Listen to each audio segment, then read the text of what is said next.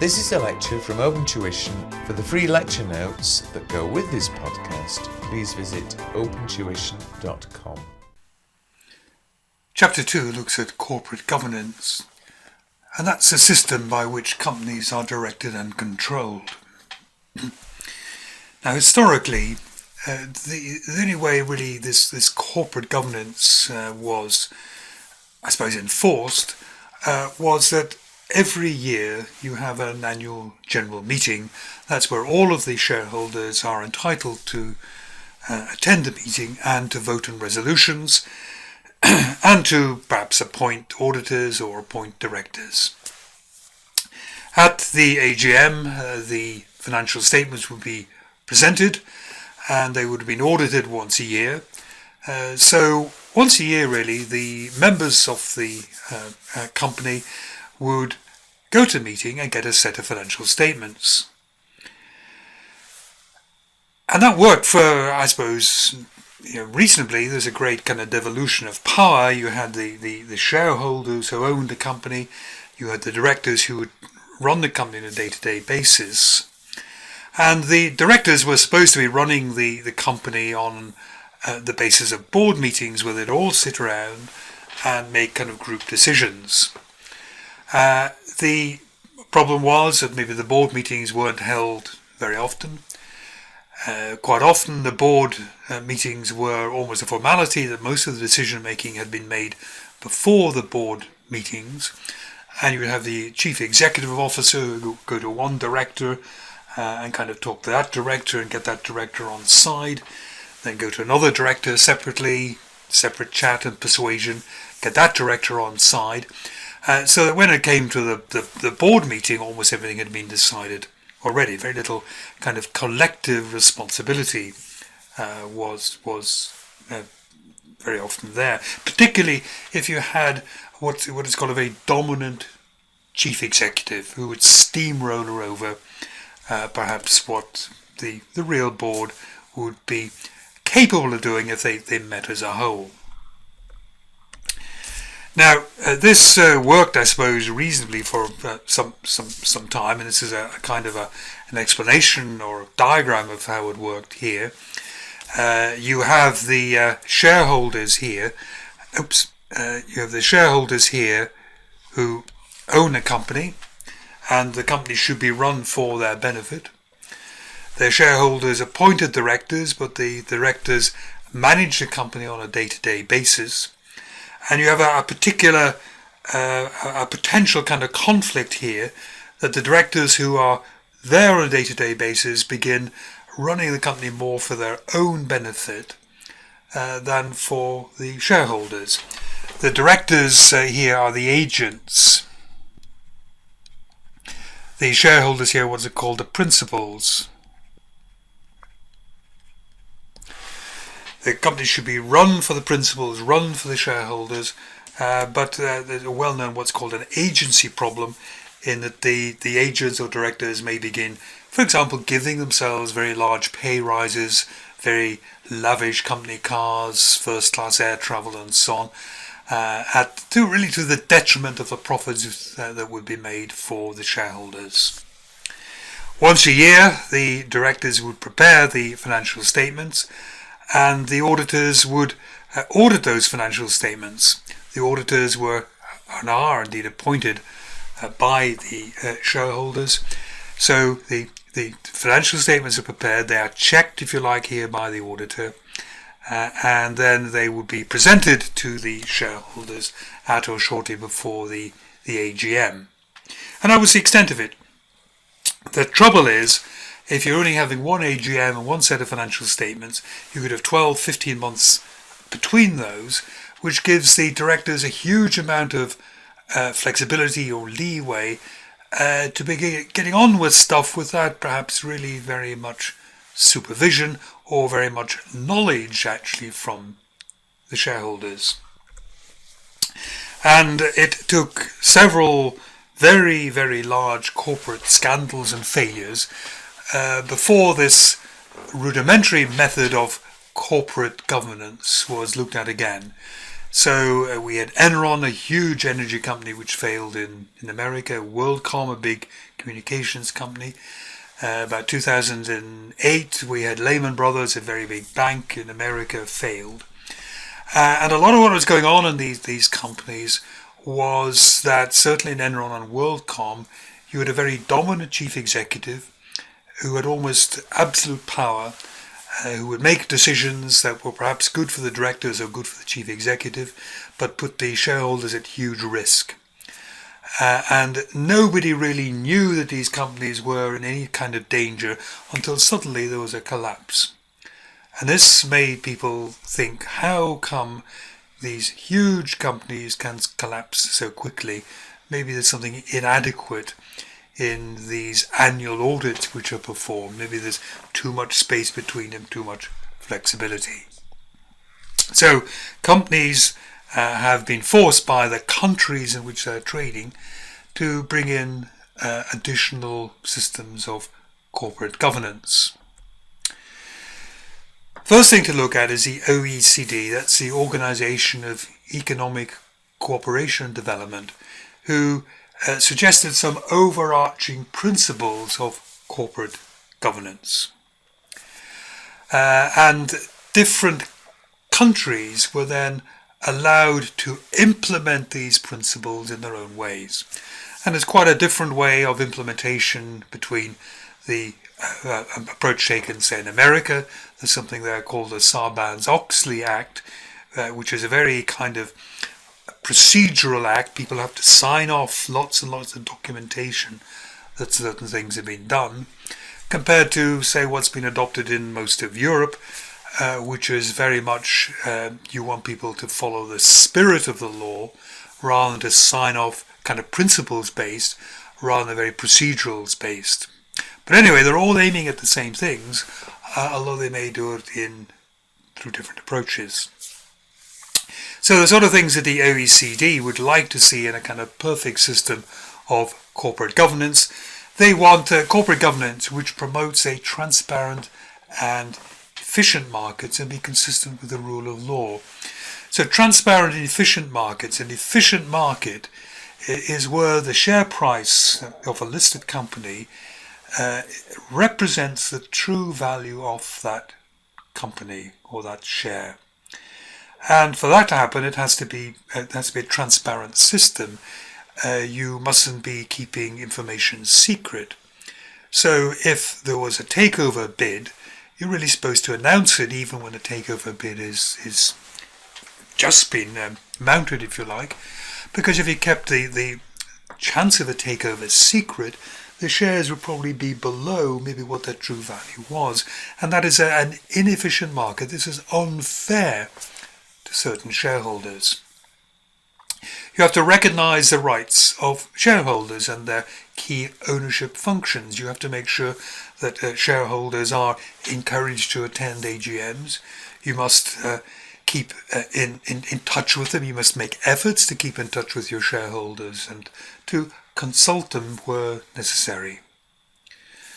There has to be fair and equitable treatment of shareholders, particularly those who are minority shareholders and who are perhaps based abroad. If you think of a company quoted on the London Stock Exchange, some of those shares, large proportions, can be owned by pension funds, very large investors, also based in London. And there was a kind of a bit of a habit, I'm not sure it's entirely died out yet, but that the finance director of the company would take out to lunch one of the pension investment managers, maybe owning 10-20% of this listed company, and would explain to this very privileged pension manager what the company was doing and why maybe you should hang on to those shares because we're having some great ideas for improving profits, whereas the small shareholders, not attending that lunch of course, would not get that information and would not know whether to buy or sell shares. That was, the kind of decisions that the major shareholder was being given access to. Similarly, foreign shareholders If you're in the City of London, the information news follows. It's quite a closed shop in many ways. Information flows very, very quickly between different institutions. If you were based in, let's say, Sydney in Australia, then of course you're outside the loop to a little bit, and you could be being treated unfairly there simply because you will hear the news, but maybe not until a day later. And again, you'll be putting it at a disadvantage. Recognise the rights of stakeholders, not just shareholders, but stakeholders. Stakeholders could be the employees, could be stakeholders. Customers are stakeholders, suppliers are stakeholders, the government is a stakeholder. Anyone who is affected by the company is a stakeholder. And you may have to recognise their rights as well. Although there are considerable differences between national legislation about how much maybe you should consult your employees if you're thinking of closing down a factory. There should be timely and accurate disclosure of all material matters, for example the takeover.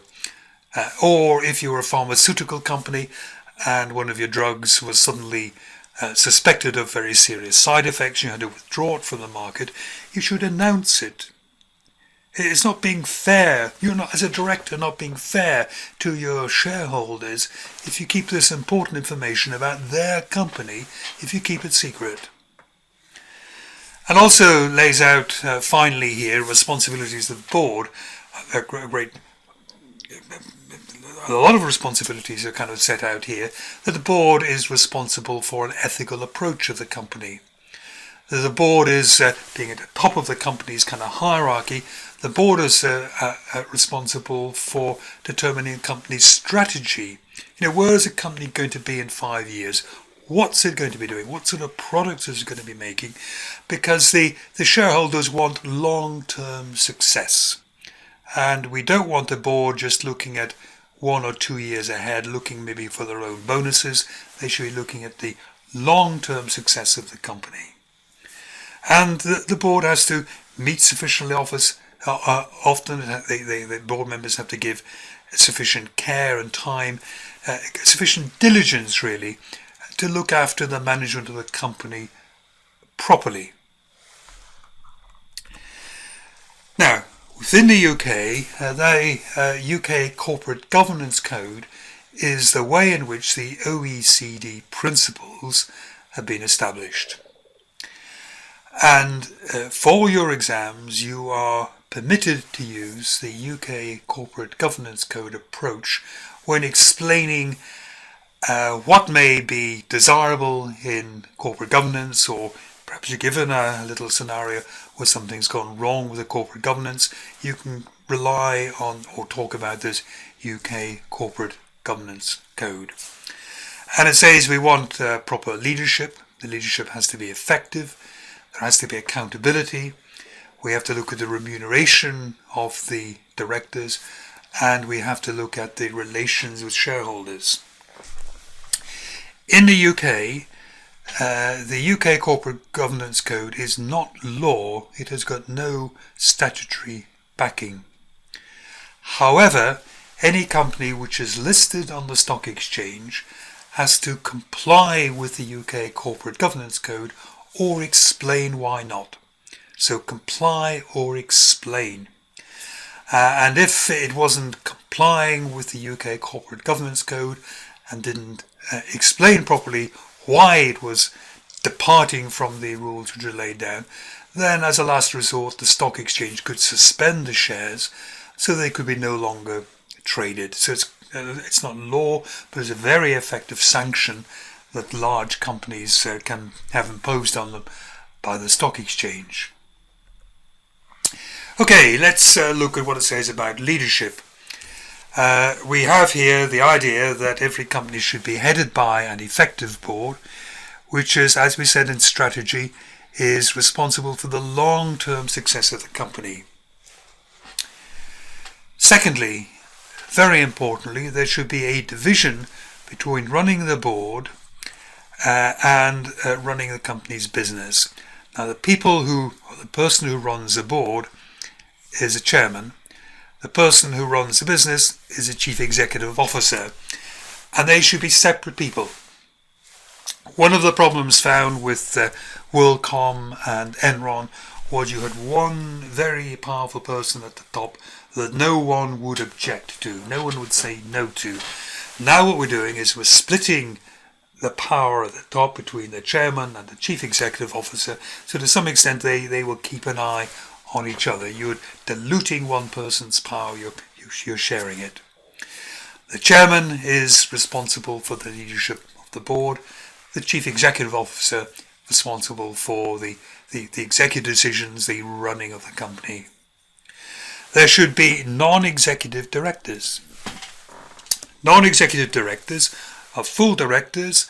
They will sit in board meetings, they will have votes in board minutes, but they have no what's called executive or day-to-day management responsibilities. The idea is that these people should be fairly independent. In particular, their remuneration shouldn't depend on the profits of the company, so they shouldn't be encouraged to make risky decisions in the hope that they will get a big bonus, for example.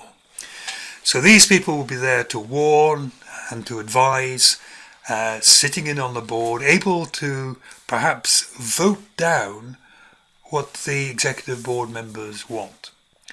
And these people have to be of sufficient quality. So if you're dealing with a company like, say, BP, then you want people who have got a really good history in sitting on the boards of international listed companies. Some of them may be associated with the energy business, but sometimes you want people from another business, maybe slightly associated, to give a bit of perspective on what's happening within the company. And these people can often be very, very powerful at raising ethical objections. They see very often the bigger picture, perhaps, of what the company is trying to do. How many non-executive directors? Well, the word that's usually used is a balance, which is roughly 50-50. Okay, it's not an executive board of 8 and 2 non-executive directors, because those 2 non-executive directors could almost be ignored. So you want about half your board at least to be non-executive directors, so they're real power in the board meeting. You have to have what's called a rigorous, transparent procedure for the appointment of new directors.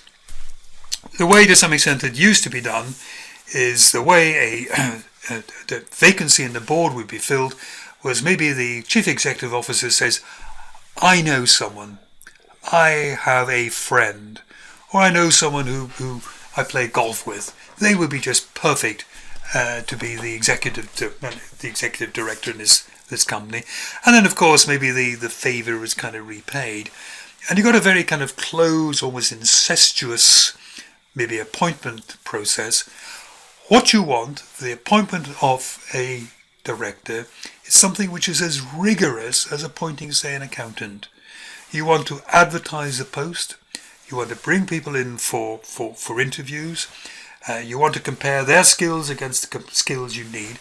And you want to appoint the best person for the job, not the one that one of the other directors happens to know. This should be in the hands of what's called a nomination committee, and the nomination committee is comprised of non-executive directors. So it is an independent committee for appointing or suggesting, nominating new appointments to the board to be voted on then at the AGM. Directors have to be able to allocate sufficient time. You have to give them a bit of training when they join. Why do you think somebody can come floating in at a very high level in the company and immediately be able to be effective? Train them. There should be some induction. Keep them up to date. Because you can't assume that without almost continuing professional education they're going to keep the right skills. They have to be applied. They have to be supplied with the right information in a timely manner, so that they can make their board decisions. They should, very importantly, evaluate their own performance. Surely it was a bit odd that in many companies everybody had an annual appraisal interview, were told what they were good at, what they were bad at, what their objectives were last year. But the people at the top, the people who could maybe have most influence on the success of the company, were never reviewed. So you should review the performance of the executive directors. Who do you think will do that? Well, I think it will be the non-executive directors. They will bring in perhaps a sales director and say, well, you promised a 20% growth in revenue. It's only 12%. What happened? Is it you or is it the economy? Why didn't your forecast sales come to pass? And all directors should submit themselves to re-election at regular intervals. You don't want people getting in there as a kind of job for life. You want to keep them on their toes. Accountability here. The board should present a balanced and understandable assessment of the company's position. This is to do to some extent with financial statements, but also in financial statements you have the director's report, you have the chairman's statement, and they have to present that in a balanced and understandable way. The board is responsible for looking at the significant risks. So we're not just pursuing profit irrespective of what the risk might be. Profit and risk kind of go hand in hand. Everyone knows that it is risky investing in a company, but what we want is to get the right balance between risk and return. Not just risk and return, but what do your shareholders want? Some shareholders want a safe investment. Some shareholders want a more exciting investment, and we have to make sure that the company in which these people are investing, if you like, tracks the right course between risk and return. And we have to have what's called then an audit committee. Formal and transparent arrangements for maintaining, it says here, appropriate relationship with the company's auditors. The audit committee is again something which is going to be non-executive directors. Audit committee, very important, we'll see in a moment. It gives auditors more power because the auditors are going to be reporting to the audit committee. The auditors might be criticizing something in the financial statements. There's no audit committee. The auditors are probably going to be reporting to the finance director, the very person who is responsible for the financial statements. So you have to have an audit committee, and you have to keep under review the need for internal audit. Okay. So internal audit are employees of the company with a special task, if you like, of making sure the internal controls have been designed well and working well. More and more companies have internal audits as an internal auditor department as a very important way of enhancing their internal control. But it's not absolutely necessary. They have to keep the need for this under review. Here's the sort of things the audit committee does. Here it liaises with the external auditors. It will maybe set the scope of the internal auditors, of the external auditors. If the external auditors resign, or maybe we think they're not doing very well, it'll be the audit committee who maybe says, I think we should change from this firm of auditors to that firm of auditors. They have this link between the directors and the auditors. So the auditors will probably report first to the audit committee, maybe about problems in the financial statements or problems about getting information. And then the audit committee, remember these are non-executive directors who to some extent shouldn't really care what the profit is. They just want the profit to be reported fairly. Their remuneration will not depend on the profit. They will not be trying to build up the profit for some particular reason. And if there was some problems with the financial statements, what would be called here auditors' reservations, then it would be the internal auditors who would first of all try to resolve those. Occasionally the external auditors may be inhibited from getting the information they need. Maybe the finance director refuses to show them some information, and auditors are entitled to all the information and explanations they require. And the Audit Committee, being non-executive directors, of course, sit on the main board. And if you're sitting on the main board, you can raise at the main board meeting, look, the auditors are not being able to get information because that finance director will not supply it to them. They also liaise with the internal audit here, review what internal audit is doing.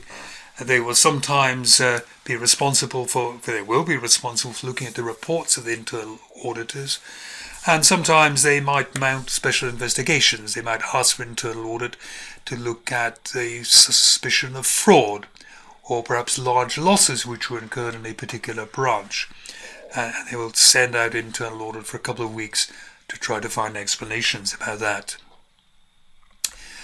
Back to the Corporate Governance Code, remuneration.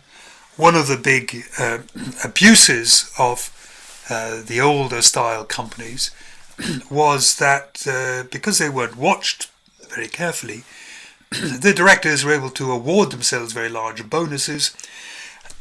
Nothing wrong with large bonuses as such, provided they were earned, provided it wasn't too easy to get the bonus, provided if the bonus was only obtained maybe with double profits or whatever it was. And there had been cases where directors awarded themselves share options. That's the right to buy a share, and then of course you can sell it and make a profit. They were offered themselves in a way share options, where the option price was below the current price, so you could almost immediately buy at the option price and sell at the real market price, having done nothing whatsoever. Your third committee here, remember, we've had the Audit Committee, we've had the Nomination Committee, now we have the Remuneration Committee in here again. Non-executive directors will be on this. These are the people who are responsible for determining the remuneration of the directors. A large proportion of the remuneration of directors should link to how the company is doing. What you want is what's good for the company and its shareholders is good for the directors. You want those linked. High profits, good for the company, good for the shareholders. High share price, good for the members of the company, good for the shareholders, good for the directors, and so on. You want those going hand in hand. It is not the purpose of the Remuneration Committee to pay the minimum possible money to the worst possible director. You have to get in a way value for money. We need good directors. You have to pay them a reasonable amount to attract them in, but we don't want to be paying them more than we actually need to. Relations with shareholders. Relations with shareholders is to be encouraged. To some extent, shareholders can be their own worst enemies. They're invited to AGMs, but very few shareholders will actually turn up to annual general meetings. The big ones will, the big pension funds and investment trust managers will, and so on, but very few small shareholders will turn up to these meetings.